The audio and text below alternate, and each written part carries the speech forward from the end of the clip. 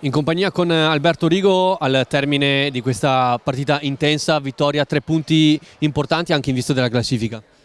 Sì, è stata una partita difficile e potevamo fare sicuramente meglio, soprattutto il primo tempo abbiamo avuto un po' di occasioni, potevamo portarci in vantaggio già dopo i primi 15 minuti.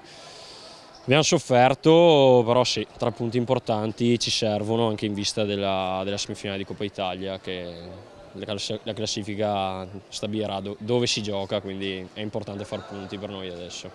Una partita intensa, poi i 2 gol veloci nel secondo tempo, insomma, vi hanno dato anche la possibilità di mantenere il possesso, avete girato bene palla fino a portare a casa i 3 punti che adesso servono, come hai detto tu, per la classifica, e ora nella prossima partita contro il Recoaro è importante vincere.